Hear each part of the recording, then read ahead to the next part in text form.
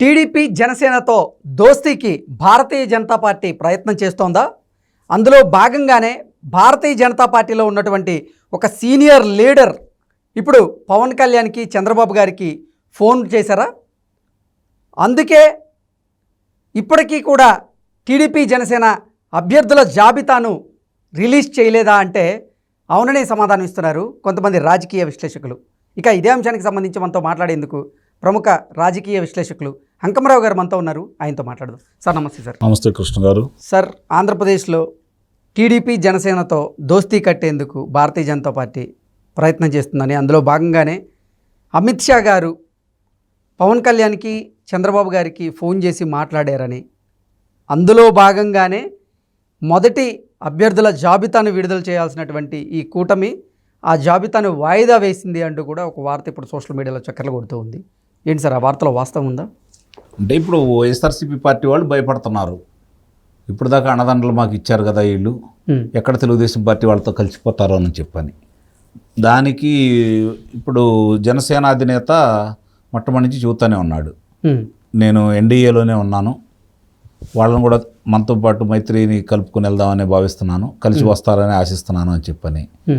మరి తనకున్నటువంటి అక్కడ ఉన్న పరపతిని దృష్టిలో పెట్టుకొని మళ్ళీ తిరిగి వీళ్ళ మైత్రి, గతంలో వీళ్ళు కలిసి పనిచేశారు, వీళ్ళు కొత్తగా మనం ఉంచుకోవాల్సిన అవసరం లేదు. రాజకీయంలో ఎవరు శాశ్వత శత్రువులు గారు, ఎవరు శాశ్వత మిత్రులు గారు. మిత్రులు శత్రువులు అవుతున్నారు, శత్రువులు మిత్రులు అవుతున్నారు, చూస్తూనే ఉన్నాం. కాంగ్రెస్ పార్టీ తెలుగుదేశం పార్టీ కలిసి పోటీ చేస్తానని ఎవరు కల్లో కూడా ఊహించలేదు. అలాంటిది 2018లో తెలంగాణలో ఆ కోరిక కూడా తీరిపోయింది జనాలకి. అంటే దానివల్ల నష్టపోయింది తెలుగుదేశం పార్టీ.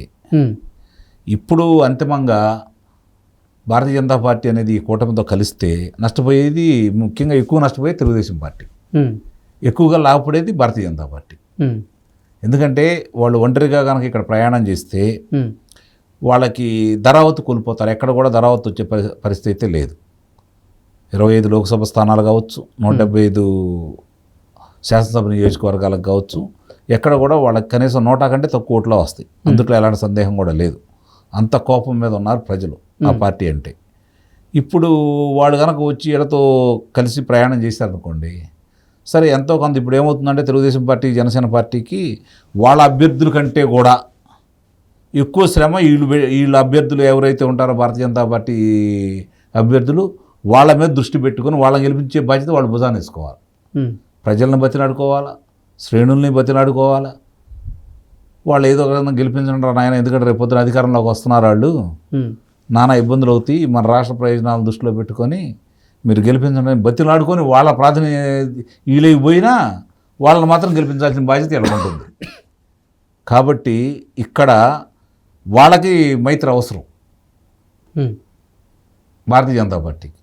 నేను గతంలో కూడా చెప్పాను, వాళ్ళు గొంతు మీద కత్తి పెట్టి మాతో కలిసి ప్రయాణం చేస్తావా లేదా అని చెప్పని బలవంతం పెళ్లి చేయబోతున్నారు, బలవంతంగా కాపురం చేయాలనుకుంటున్నారు.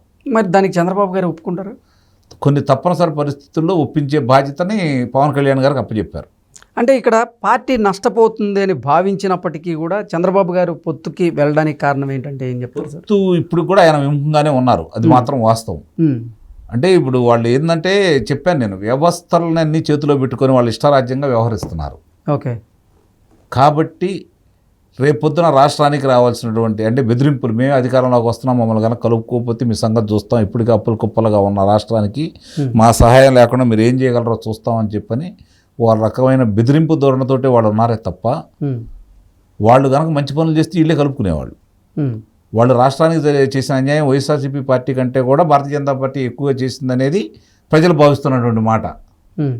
కాబట్టి వైఎస్ఆర్సీపీ పార్టీని ఎంత దూరంలో ఉంచాలని ప్రజలు భావిస్తున్నారో భారతీయ జనతా పార్టీని కూడా అదే దూరంలో ఉంచాలని చెప్పి ప్రజలు భావిస్తున్నారు. మరి ఈరోజు లోక్సభలో చివరి స్పీచ్గా మోదీ గారు మాట్లాడుతూ ఎన్డీఏ కూటమికి ఎట్టి పరిస్థితుల్లోనూ రానున్న ఎన్నికల్లో 400 స్థానాలకు పైగానే ఎంపీ స్థానాలు గెలవబోతున్నామని చెప్పారు. అలాగే భారతీయ జనతా పార్టీ కేవలం 370కి పైగా ఎంపీ స్థానాలు గెలవబోతుందంటూ కూడా డంకా బజాయించారు ఆయన.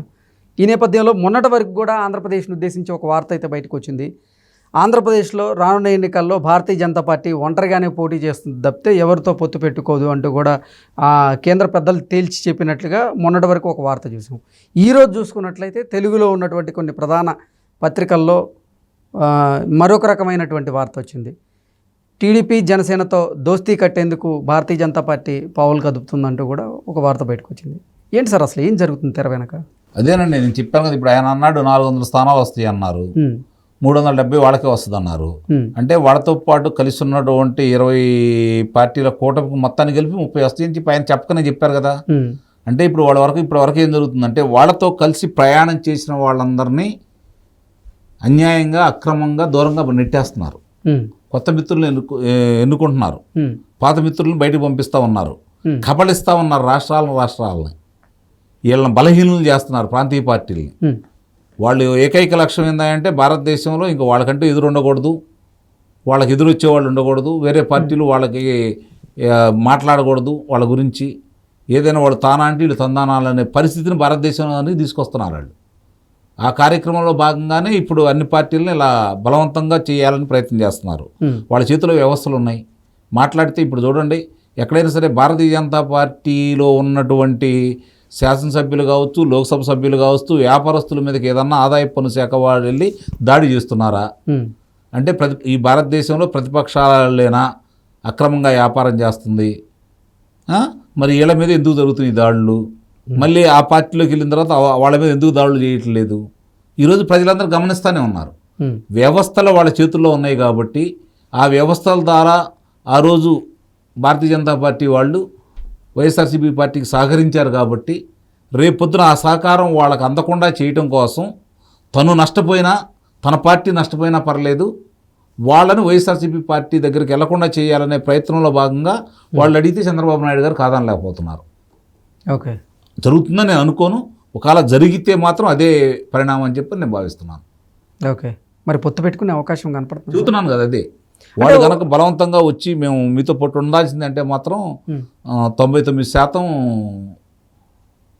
పొత్తుకి ఉంటుందనే భావించాల్సి వస్తుంది. అంకమరావు గారు, అంటే భారతీయ జనతా పార్టీకే కేవలం 370కి పైగా ఎంపీ స్థానాలు గెలుస్తాం పక్కాగా అంటూ కూడా వాళ్ళు అంత బలంగా చెప్తున్న నేపథ్యంలో ఇంకా ప్రాంతీయ పార్టీలతో వాళ్ళకి పొత్తు అవసరమా? అదే చెప్పేది, వీళ్ళు ఉండకూడదు. ఇక అన్ని రాష్ట్రాలని అన్ని పార్టీలని కైవసం చేసుకోవాలని వాళ్ళ ప్రయత్నం. వాళ్ళ మిత్రులు కూడా వాళ్ళు ప్రస్తుతానికి ఏంటంటే వాళ్ళు మిత్రులుగానే ఉండా వాళ్ళు ఎదగకూడదు అనేది భారతీయ జనతా పార్టీ యొక్క ఆలోచన. ఓకే, అంటే ఇప్పుడు ఈ క్లారిటీ వచ్చే వరకు ఇటు టీడీపీ జనసేన కూటమికి సంబంధించినటువంటి అభ్యర్థుల జాబితా బయటకు వచ్చే అవకాశం లేదంటారా? ఫిబ్రవరి 27వ తారీఖు దాకా రాకపోవచ్చు అనేది నా అభిప్రాయం. ఓకే, ఎందుకంటే రాజ్యసభ ఎన్నికలు ఉన్నాయి. రాజ్యసభ ఎన్నికల్లో తెలుగుదేశం పార్టీ ఒక అభ్యర్థిని పెట్టుకొని వాళ్ళు గెలిచే పరిస్థితిలో ఉన్నారు. కాబట్టి అది పోయేంత వరకు కూడా ఫిబ్రవరి 27 వరకు కూడా ఈ కొన్ని ముఖ్యమైన స్థానాలు, ఇబ్బందికరం లేనటువంటి స్థానాల వరకు ప్రకటించేసి కొంతమంది ఆశావాహులు అటు నుంచి ఇటు వచ్చే వాళ్ళు ఉన్నారు కదా, వాళ్ళని దృష్టిలో పెట్టుకొని ఈ ఎన్నికలు ఈ రాజ్యసభ ఎన్నిక అయిపోయేంత వరకు కూడా ప్రకటించాలని అయితే నేను భావిస్తున్నాను. Okay sir, thank you so much.